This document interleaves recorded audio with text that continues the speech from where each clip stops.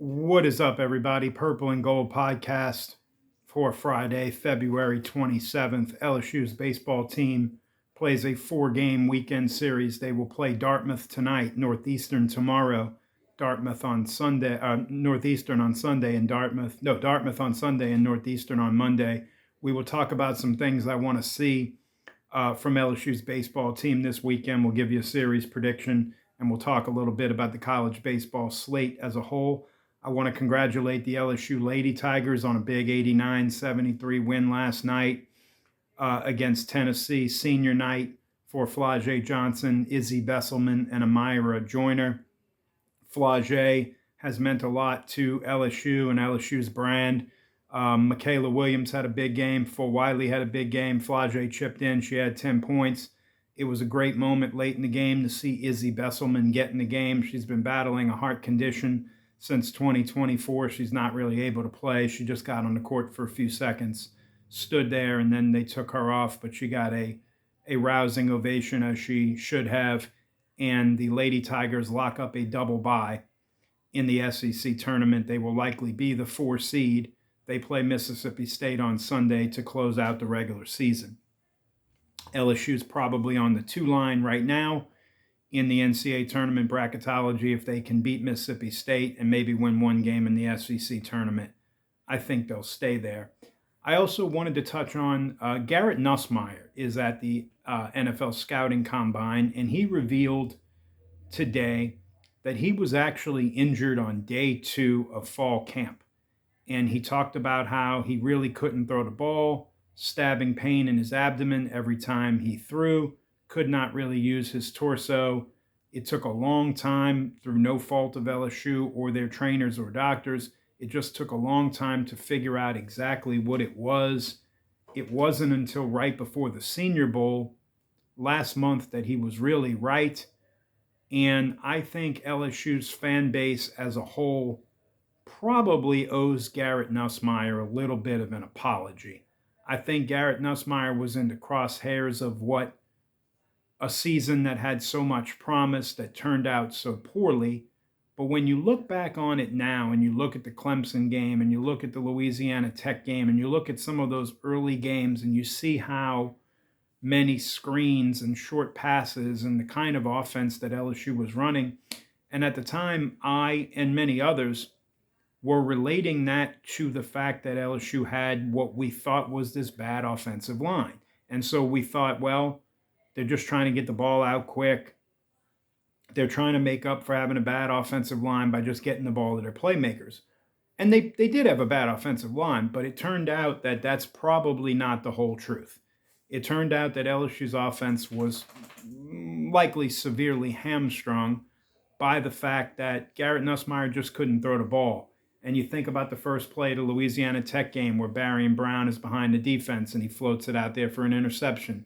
You think about this play in Ole Miss territory in the first half when LSU was driving, and he floats it out there for an interception. And you're like, what is he seeing? What is he doing? The play to Aaron Anderson in the second half of the Ole Miss game should have been a home run touchdown. It's woefully underthrown. Anderson has to come back and catch it. And it's a big game, but it's not a touchdown. And so rightfully so, we can ask what portion of that played a part in LSU's struggles, what portion of it was LSU's poor offensive line play, and then ultimately, the decision was made to shut Nuss down after the Alabama game. I know the questions will come up. Should he not have maybe sat after the Clemson game? And could Michael Van Buren have engineered some of this stuff? As best I can ascertain, it wasn't going to get any worse and it wasn't going to get any better for Nuss. So they were going to play this out until they just couldn't play it out anymore. He was a fifth-year senior. He's a potential first-round pick. He wasn't coming back. He wasn't going to take a medical red shirt. So I think LSU just played it out as much as they could play it out. But hopefully this will explain away a lot of Nuss's 2025, and hopefully he'll be able to impress the necessary folks at the Combine, get drafted relatively high, and hopefully go on to have a long and successful NFL career. So let's talk about LSU baseball for the weekend ahead. Northeastern is 0-6. Dartmouth is 1-2.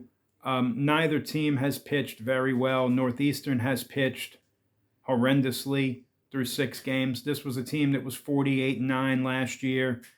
Going into the NCAA tournament, they won 49 games.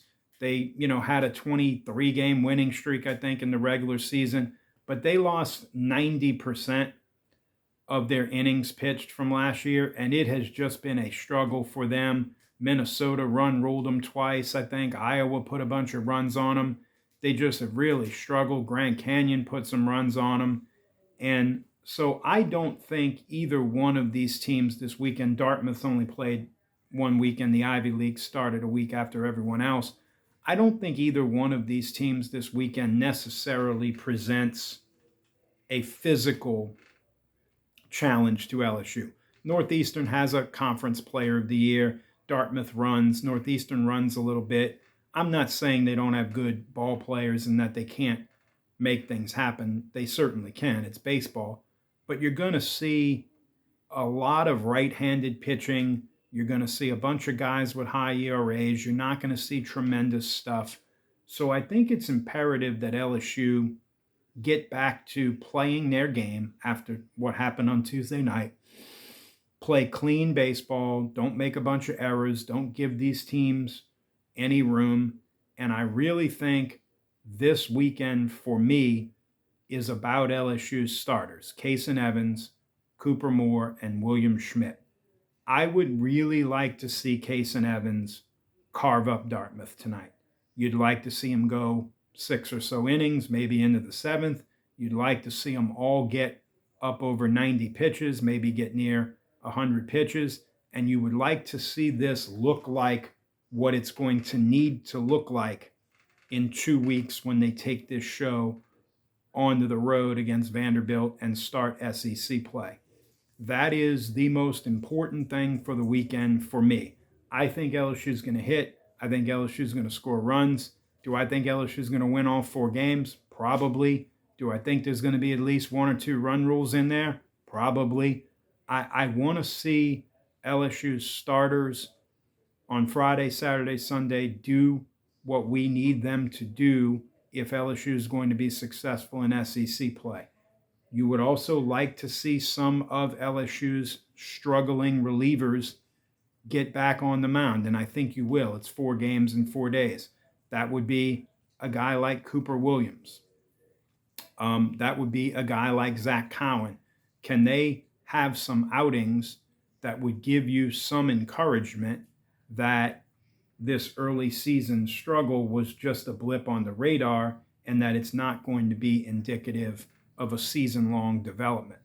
So that's really the key for the weekend. I do think LSU should win all 4 games.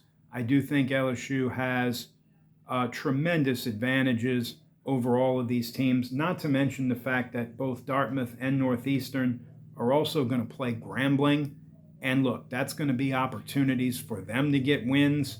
So that's going to take up another spot in their pitching rotation, right, when they play against Grambling. So, I mean, when we get particularly to Sunday and Monday, LSU is going to see a lot of back-end pitching from both Dartmouth and Northeastern.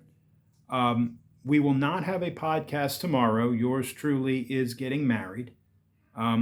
So we will be back most likely on Sunday evening after the game against Dartmouth on Sunday. I'll be at the box, and then I'll come back here and probably have a podcast on Sunday evening from the Tiger Den. We may have a guest star or 2 along with me on the podcast that evening, and we will recap the first 3 games of the series at that point. We'll preview whatever LSU pitching has left on Monday and talk about where all of that stands. We'll also recap LSU's men's basketball game against Oklahoma and LSU's women's basketball game against Mississippi State on Sunday afternoon. So that'll do it for today. As always, have a safe weekend. Have a good weekend. Be careful. Be good to one another. And always, always, always, go Tigers.